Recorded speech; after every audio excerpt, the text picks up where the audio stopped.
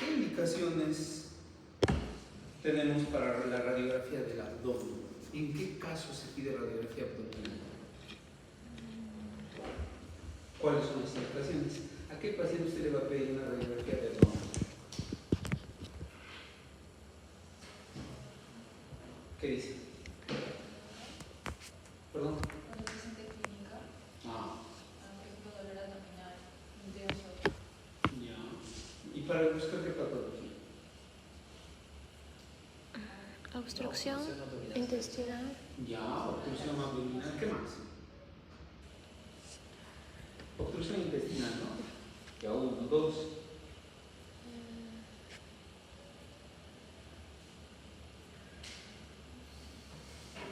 Ya. Bueno, en la actualidad, básicamente la radiografía del abdomen se ha limitado a 2 patologías, nada más. O sea, tiene indicación en 2 enfermedades, ¿no? Una de ellas es la obstrucción intestinal y la otra es la presencia del neumoperitoneo. Solamente eso. Entonces, si su paciente viene con alguna clínica en estos contextos, está bien indicada la radiografía de abdomen. Muy bien, la aproximación para la radiografía abdominal es esta. Es el acrónimo, el famoso ABDOX. ¿Qué significa ABDOX? La primera letra proviene de aire. Entonces, la pregunta sería, ¿es posible encontrar aire en el abdomen, en una radiografía? La respuesta es sí, claro, pero en algunos lugares. Por ejemplo, ¿dónde es normal que encontremos aire en una radiografía abdominal? En el intestino. Ya, en el estómago, ¿no? Muy bien. ¿Y dónde más? En el intestino. ¿En qué parte del intestino? ¿En qué intestino es normal que encontremos aire? El grueso. En el grueso, muy bien. En el delgado puede haber, sí, en el estado postprandial. Pero principalmente en el intestino delgado se encuentra líquido, ¿no es cierto? A diferencia que en el grueso no vamos a encontrar líquido, en el grueso principalmente vamos a encontrar aire. Entonces, ¿es posible encontrar aire? Sí. Y ese aire lo vamos a encontrar en el tubo digestivo solamente, en el estómago y en el intestino grueso. Eso es normal. Ahora, de hecho, como una de las indicaciones era descartar el neumoperitoneo, tengo que buscar signos que me permitan descartar esta patología. Por ejemplo, ¿cuáles? ¿Cómo se manifiesta el neumoperitoneo en una radiografía abdominal? Entonces, miren, lo primerito que tienen que valorar son los espacios subdiafragmáticos. De hecho, si un paciente está de pie y usted le toma esta plaquita, el aire se va a ir hacia la parte superior y usted vería una radiolucidez entre la cúpula diafragmática y la sonda hepática. Allí sería más fácil visualizar. ¿Se puede ver en el lado izquierdo? Claro que sí, pero es un poquito más difícil porque ahí tiene solo el estómago para valorar esta interfase, ¿no? Entonces hay que buscar signos relacionados a neumoperitoneo. Todo eso en la A, ¿ya? 2, la B. ¿La B de qué viene? De valorar justamente esa distribución gaseosa en las asas intestinales. Recordemos, el intestino delgado tiene 2 componentes, ¿no? Una porción que es fija, que es el marco duodenal, y otra porción que es móvil, que son las famosas asas intestinales. Estas se inician en el ángulo de Treves y el ángulo de Treves, ¿dónde se ubica? En la región superior izquierda, ¿no es cierto?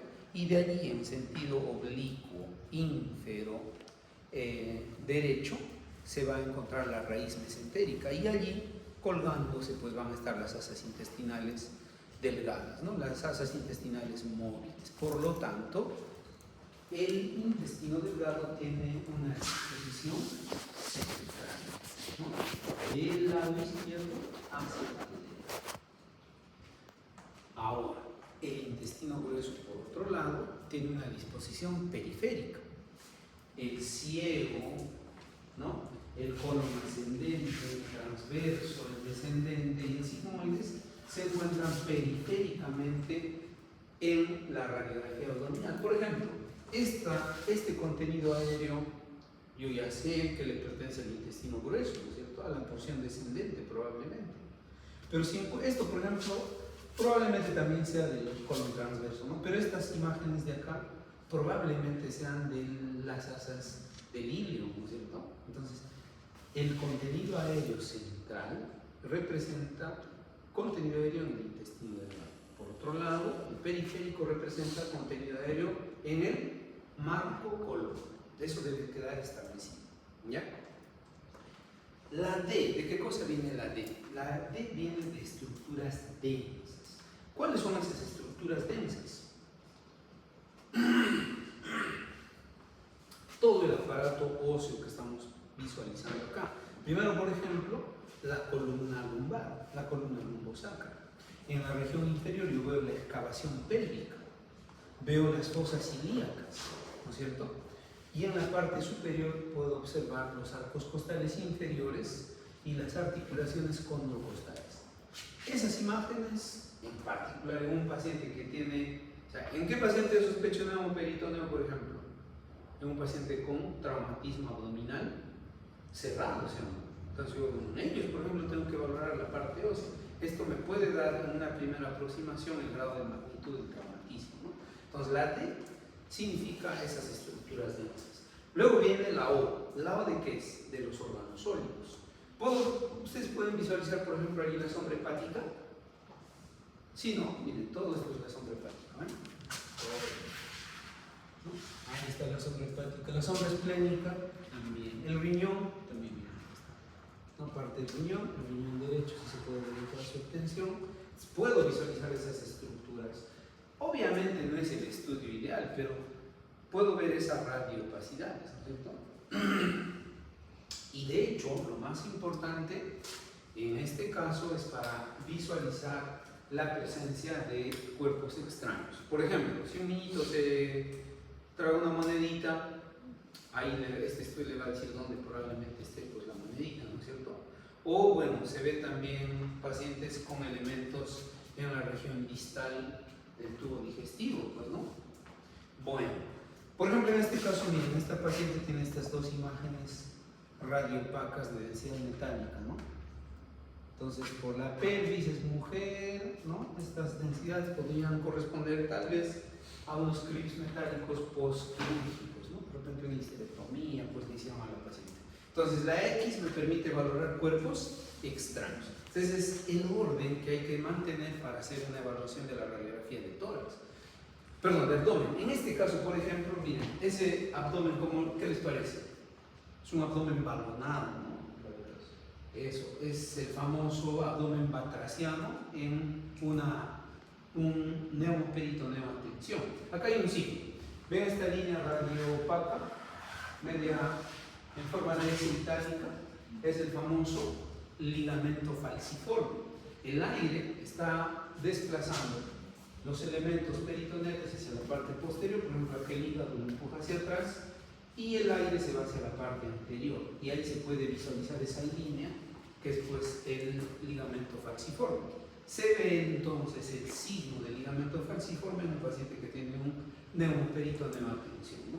Por otro lado, en esta radiografía hay un signo muy especial para ver neumoperitoneo. Les voy a mostrar primero la otra plaquita para que puedan distinguir.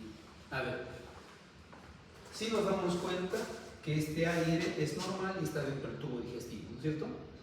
Ahora, ¿ven la superficie interna de la pared del tubo digestivo? ¿Se ve? No.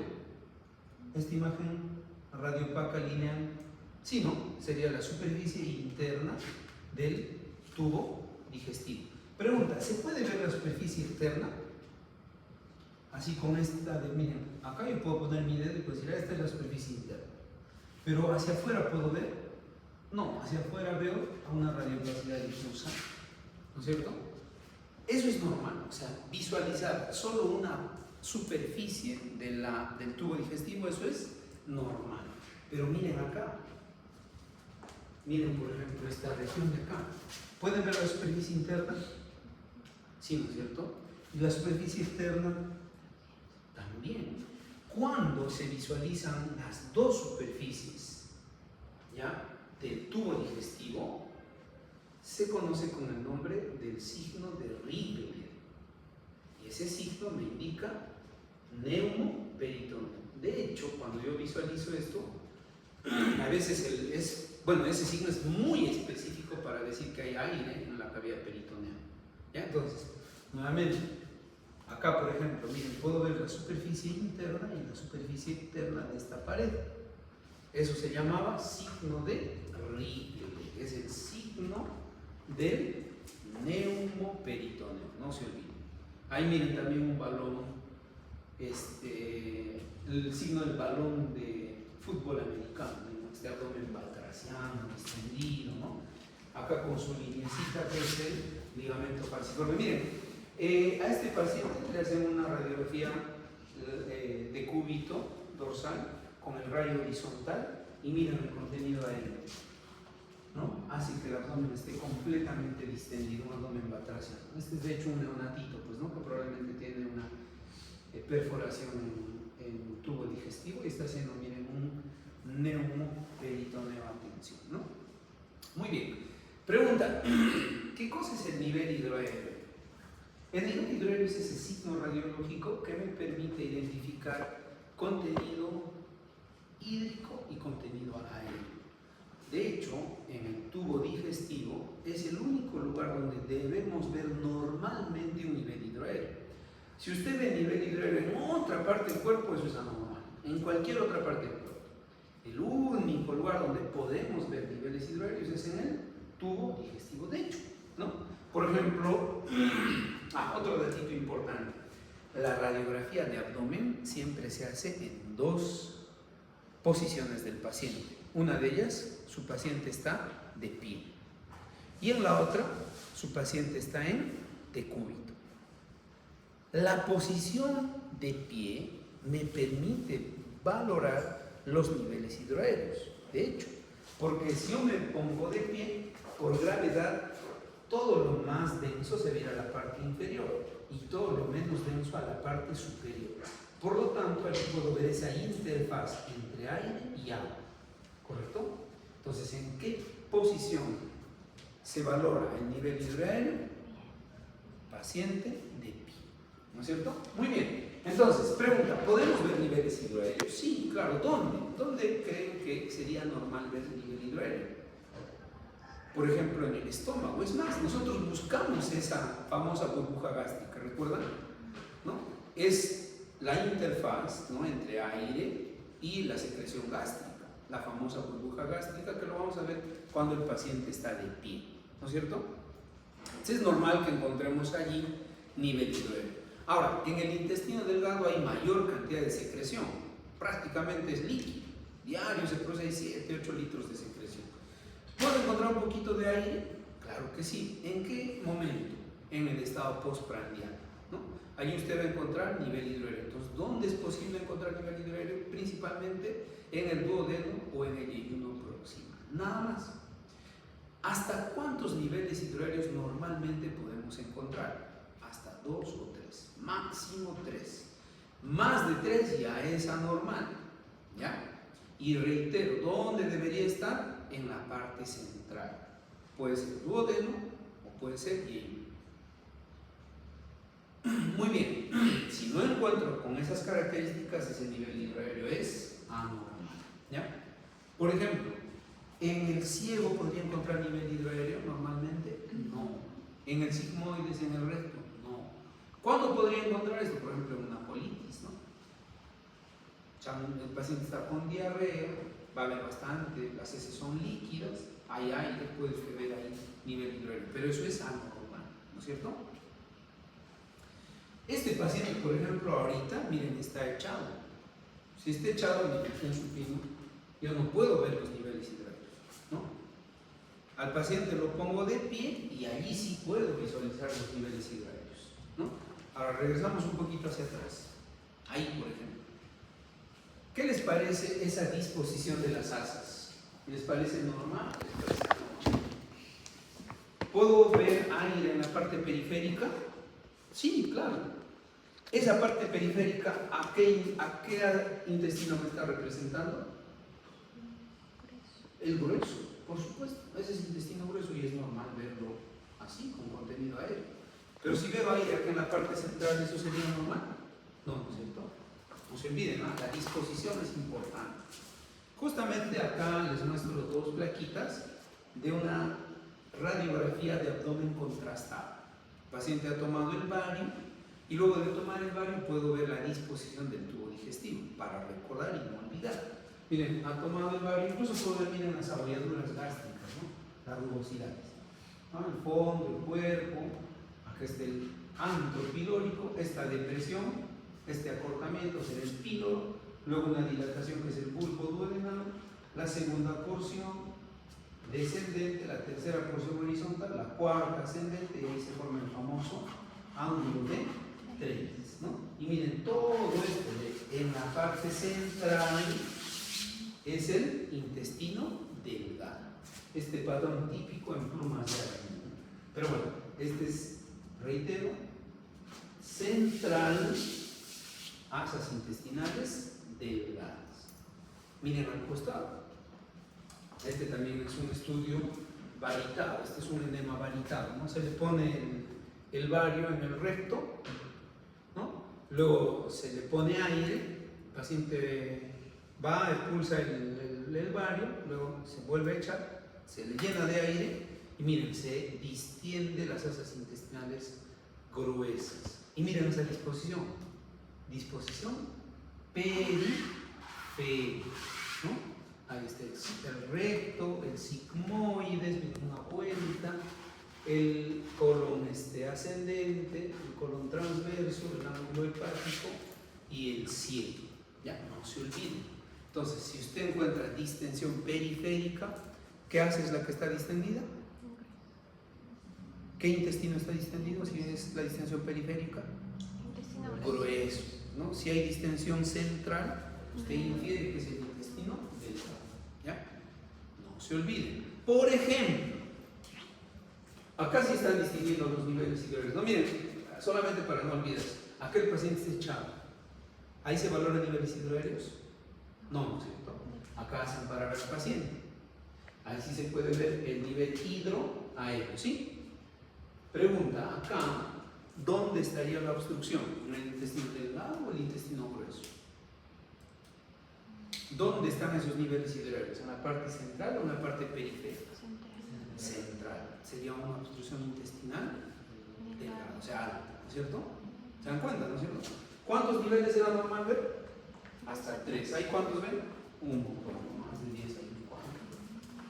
1, 2, 3, 4, un montón. ¿No es cierto? Muy bien. Acá también, miren. Disposición central, ¿qué hace intestinales? ¿O qué intestino es? Delgado, no se olviden. Nuevamente para reiterar, lo periférico es intestino grueso. ¿Ya? ¿Puedo darme cuenta yo si es además de la posición, si es asa delgada o asa gruesa? Claro, por supuesto. Primero, el intestino delgado, ustedes saben que tiene como función principal la digestión y la absorción. Por lo tanto, requiere una superficie ampliada. Para eso tiene unas modificaciones que ya las conocen ustedes, ¿no es cierto? ¿Cuáles son esas modificaciones que amplían la superficie interna del intestino delgado? Son 3. 1, válvulas conniventes o llamados también pliegues circulares. Luego las vellosidades y también las microvellosidades, ¿no es cierto? ¿Eso se puede ver en la radiografía? Claro que sí. Unos repliegues internos que van de lado a lado. Si usted ve eso, con certeza del 100% está visualizando una asa delgada.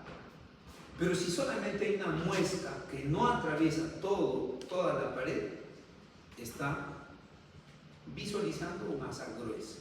¿Ya? No se olviden, las austras solamente están en una de las superficies. En cambio, las válvulas conniventes van de pared a pared. ¿Ya? A ver, vamos a ver.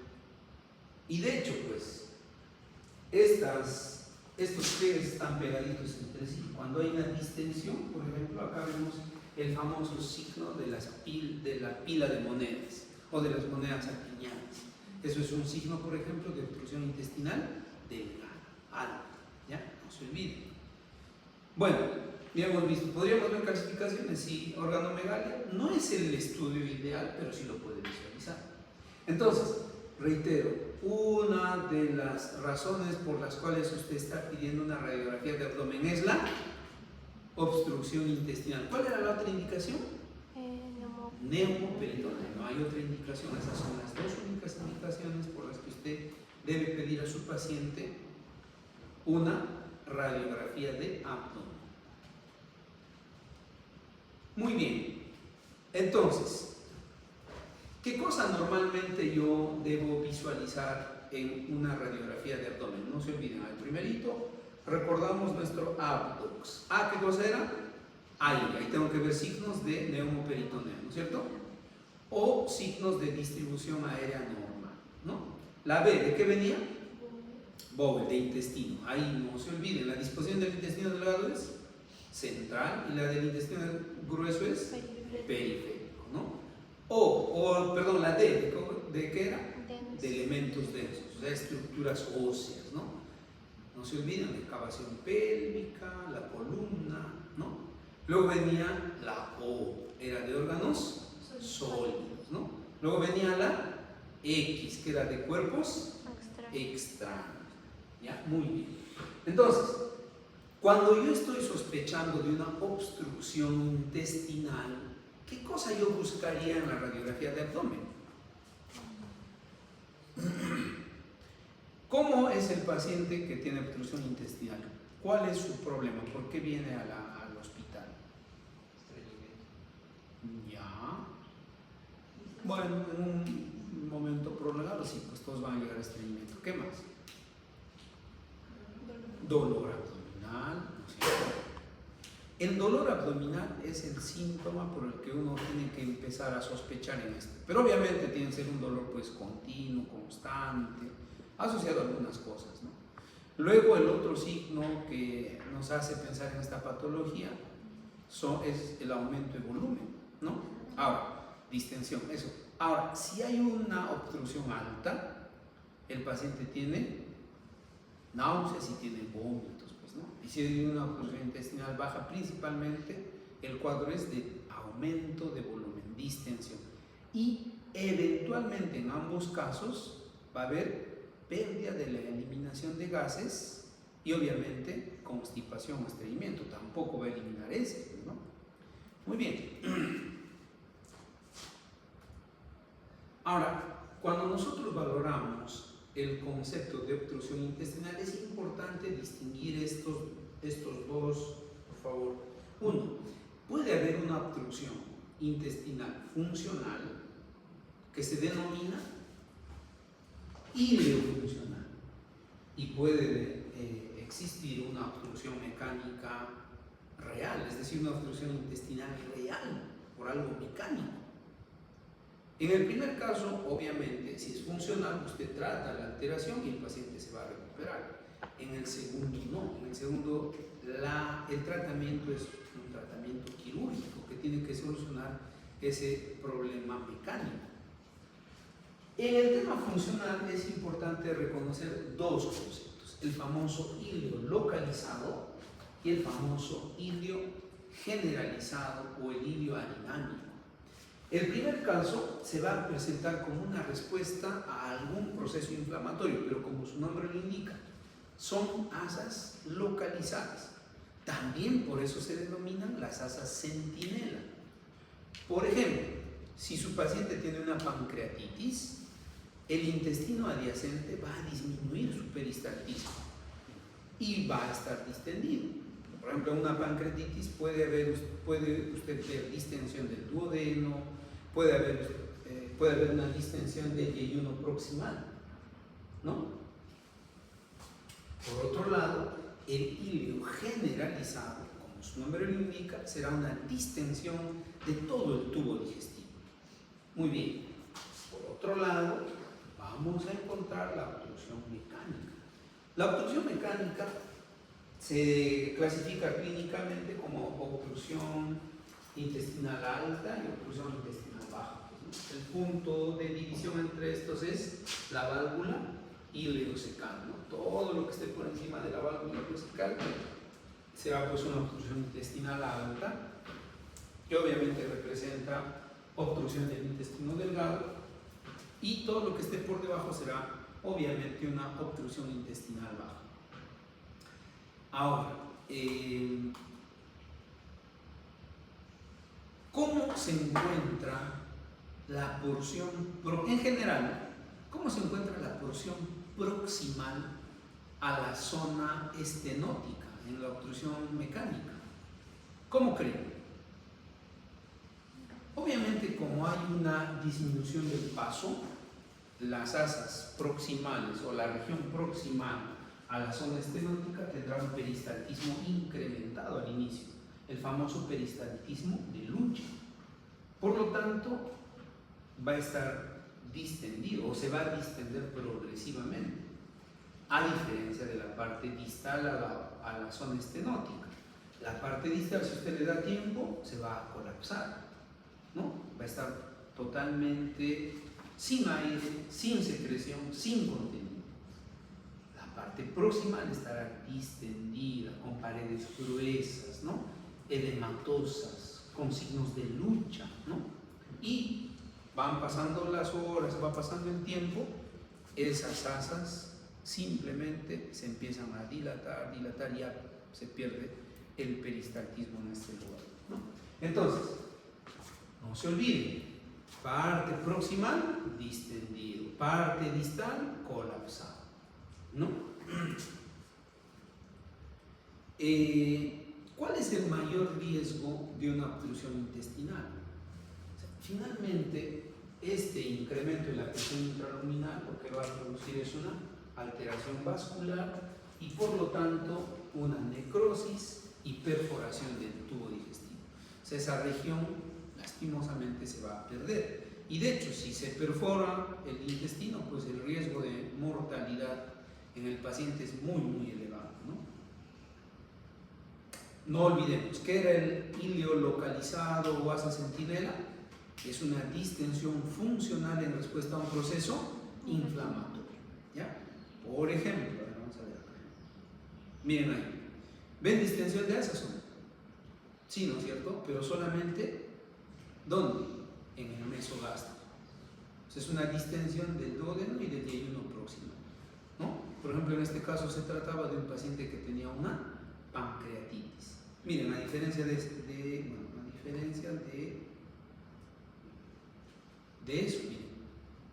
Allí, ¿dónde está la distensión? Central, periférica, de todo. Este, por ejemplo, es un ilio adinámico generalizado. Probablemente, en estos casos, hay una alteración metabólica, pues, ¿no? La alteración metabólica más típica de esto es la hipocalemia. ¿No? Los pacientes con hipocalemia hacen este tipo de cuadros, ¿no? Esos dos son cuadros funcionales de obstrucción. ¿Cuál es la causa más frecuente? A ver, primero, de todas las obstrucciones intestinales, ¿cuál es la más frecuente? ¿La obstrucción intestinal alta o baja? ¿Qué dicen? Alta. ¿Ya? No te olvides. Causa más frecuente, o qué tipo de obstrucción es más frecuente, obstrucción intestinal alta. Estamos hablando de la mecánica, ¿no es cierto? O sea, de la real, de la que sí o sí se tiene que operar el paciente, ¿no? ¿Y cuál es la principal causa dentro de, o en este grupo? ¿Por qué se produce una obstrucción intestinal alta? Principal causa, las famosas bridas o adherencias. Por lo tanto, su paciente tiene un antecedente quirúrgico, pues, ¿no? Entonces, ¿en quién va a sospechar de una obstrucción intestinal? Clínicamente, ya sabe, va a haber dolor, va a haber distensión y dependiendo de la zona, o va a haber al inicio náuseas, vómitos, etcétera, o va a haber pues signos de obstrucción distal, o sea, ausencia de eliminación de gases, ausencia de constipación, etcétera. Entonces, ¿cuál es la principal causa? Reitero, ¿cuál era? Bridas y adherencias. O sea, si su paciente viene con dolor, distensión, vómitos y tiene antecedente quirúrgico, está obligado a sospechar en una obstrucción intestinal alta.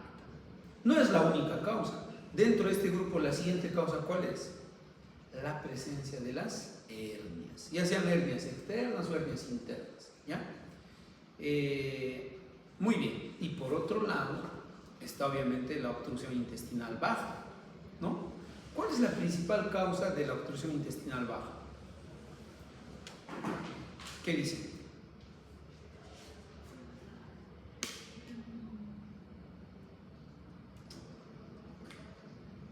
La principal causa de obstrucción intestinal baja es el cáncer, pues el cáncer de colon, ¿no? Esa es la principal causa de obstrucción intestinal baja. Sin embargo, en contextos como el nuestro, ¿no? En América del Sur, la población altoandina, ¿no? Perú, Bolivia. Yo, por ejemplo, que provengo de la parte altoandina, probablemente mi sigmoide sea pues grande, ¿no? Probablemente por la dieta de mis ancestros, mis sigmoides tal vez miden 1 metro, 1,5, no sé, es un sigmoides grande. Entonces, en esta época en particular, en la zona altoandina, ¿no? Está en la época de la cosecha, ¿no es cierto? Comen bastante papita, habita, etcétera, con chicha más, imagínense. Y ese sigmoides, ¡pum!, a vuelta, se puede producir una obstrucción por el famoso vólvulo de sigmoides, ¿no es cierto? Ese es, en nuestro contexto, es una de las causas de obstrucción intestinal baja. Pero en general, si les preguntan cuál es la causa de la principal causa de obstrucción intestinal baja, respuesta: cáncer de colon. ¿Ya? No se olvide. Muy bien. De hecho, el paciente con obstrucción intestinal baja, su principal síntoma será pues la distensión, ¿no es cierto? La eliminación, ausencia de eliminación de gases y ausencia de defecación, en el contexto de que su válvula ileocecal sea competente. Pero si la válvula ileocecal es incompetente, el paciente puede tener vómitos, ¿no? Vómitos fecaloideos, etc., ¿no? Muy bien. No se olviden, ¿no? La principal causa de obstrucción intestinal alta: adherencias, bridas o adherencias, ¿ya? Eso es lo más frecuente. Luego vienen las hernias. De hecho, antes de los tumores malignos, la causa más frecuente son hernias, ¿ya? Muy bien. Acá, chicos, hay una notación para no olvidarlos, ¿ya? La regla del 369, ¿ya? ¿Cuál es la regla del 369? Podemos encontrar distensión de estructuras del tubo digestivo hasta un cierto diámetro. Por ejemplo, las asas delgadas máximo se pueden extender hasta 3, más de 3, eso es patológico. El intestino grueso, el colon, se puede distender con máximo hasta 6 centímetros, más de 6 centímetros es patológico. La región que se puede distender más es el ciego, puede llegar hasta 9 centímetros. Más de 9 centímetros es patológico. No se olviden, 3, 6, 9. ¿Ya? No se olviden. Muy bien. Entonces, radiológicamente, ¿cómo yo diagnostico obstrucción intestinal? 1, ¿qué cosa tiene que ver? Distensión de asas. No te olvides. ¿Qué parte se va a distender? La parte proximal a la zona de obstrucción, a la zona estenótica, ¿no es cierto? 2, ¿qué cosa tengo que ver? Niveles hidroaéreos. Recuerden, en la zona proximal va a continuar la secreción, va a haber peristaltismo, ¿no? Eso se va a manifestar con presencia de niveles hidroaéreos. Y distalmente voy a encontrar un colapso distal a la obstrucción, ¿ya?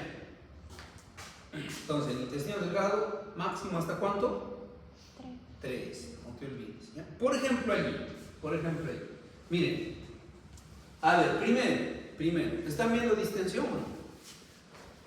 ¿Hay o no hay distensión?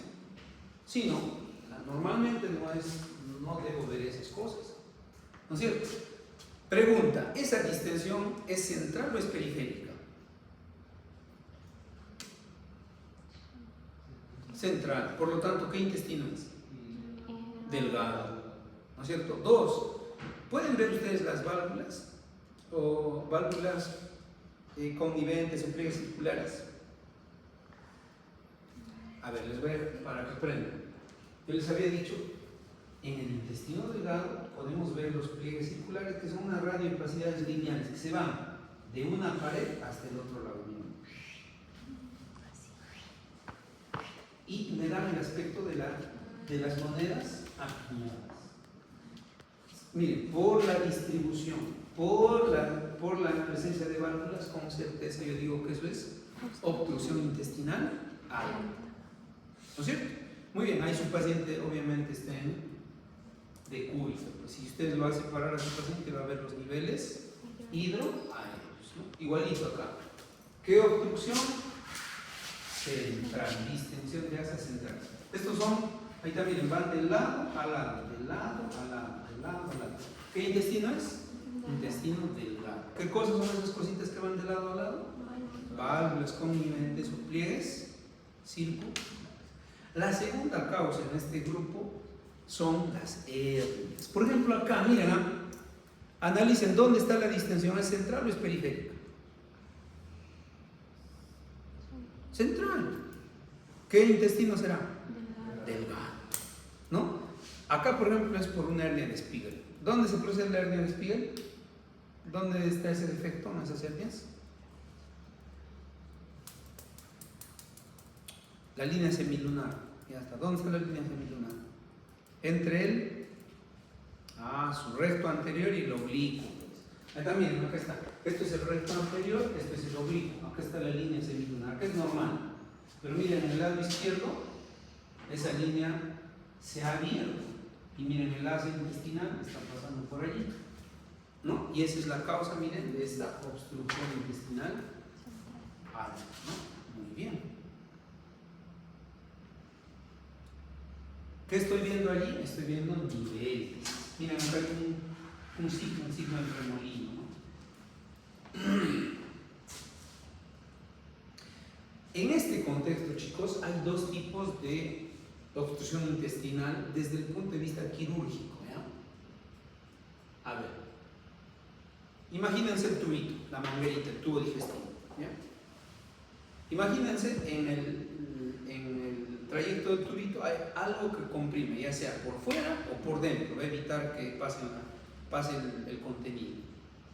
Entonces, esas compresiones extrínsecas o contenido endoluminal en un solo lugar se llaman obstrucciones intestinales de asa simple.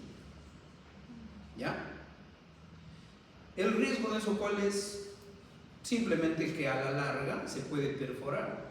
O sea, puede haber una necrosis por incremento de la presión intraluminal. Eso produce necrosis y luego perforación. ¿Ya? Pero hay otro tipo de hernias que se llaman hernias de asa cerrada. ¿Qué significa eso? Que hay una zona de ingreso por un defecto y hay una zona de salida por el otro segmento afectado. Por lo tanto, va a haber una parte en asa que está dentro de algún defecto. Esto habitualmente lo vamos a observar en hernias, ya sean internas o hernias externas. Esto tiene un riesgo elevado de ¿qué patología? De una estrangulación. ¿La estrangulación a qué va a llevar? A necrosis. Y por lo tanto una pérdida de todo este segmento. O sea, si cuando le operen a este paciente, si es que no se ha muerto, este asa ya lo desecha. ¿No es cierto? Entonces, el riesgo de las obstrucciones de asa cerrada, ¿cuál es? La estrangulación. ¿Ya? Por lo tanto, la isquemia intestinal. Muy bien. De hecho, ya la lógica es, todo lo proximal a la obstrucción está distendido, todo lo distal está colapsado. Muy bien.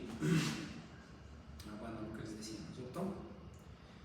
En tomografía se ve lo mismo, ¿ya? Hay que buscar lo mismo. ¿Qué buscamos? 1, distensión. 2, niveles hidroaéreos. ¿No es cierto? No te olvides. Ya sabes, si la distensión es central, intestino delgado. Si es periférico, intestino grueso. No te olvides, ¿no? Muy bien. Bueno, ya hemos dicho, ¿no? En el bajo, ¿cuál es la principal causa? El cáncer. Entonces, miren acá, por ejemplo, esta es la pared del tubo digestivo del colon. Acá delgadito, acá delgadito. Miren acá cómo está. Está grueso, ¿no? Esto justo creo que era de uno de nuestros pacientes. Ya, miren, tiene acá un engrosamiento mural concéntrico del colon descendente que está produciendo una distensión próxima. Miren las haces distendidas, ¿no? Y además en esta tomografía, miren qué veo. ¿Qué les parece eso? Son lesiones en el hígado, ¿no? Lesiones de aspecto secundario. Es una metástasis hepática, ¿no? Esta es la principal causa de obstrucción intestinal baja, ¿ya? El cáncer. No se olviden. Y en nuestro contexto, en Perú, en la zona altoandina, Perú, Bolivia, ¿no? ¿Qué encontramos? El famoso vólvulo de sigmoides. El vólvulo de sigmoides se diagnostica con una sola plaquita de abdomen, ¿no? Con el famoso signo del grano de café.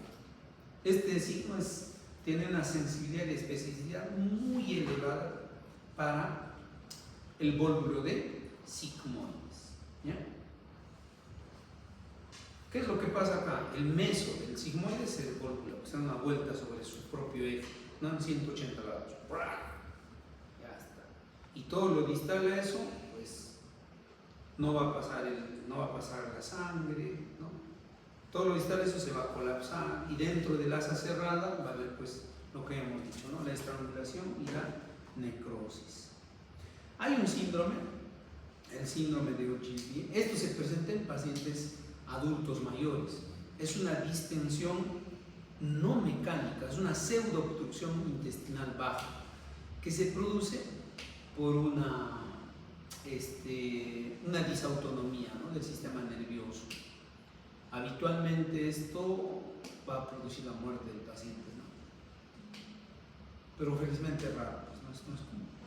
Ahora, ¿puede haber obstrucción intestinal baja en niños?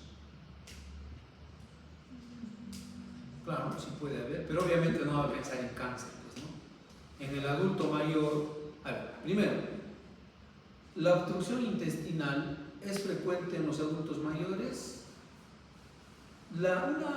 Una obstrucción fisiológica por coprolito sí puede haber, ¿no? Pero no es tan frecuente. Es más frecuente en personas, en adultos y adultos jóvenes. ¿Y en ellos en qué va a pensar? Adherencias, ¿cierto? No te olvides. Ahora, en el adulto mayor, si le descarta que haya una coprostasis, pensará pues que hay un proceso neoplásico, ¿no? Y ahí la causa, esa es la principal causa de la obstrucción intestinal baja, ¿no? Muy bien. Lo otro, ¿para qué servía la radiografía? Ya hemos dicho, uno, obstrucción intestinal, dos, neumoperitoneo, ¿ya? Signos acá, rapidito. Si yo veo aire debajo del hemidiafragma, ¿cómo se llama ese signo?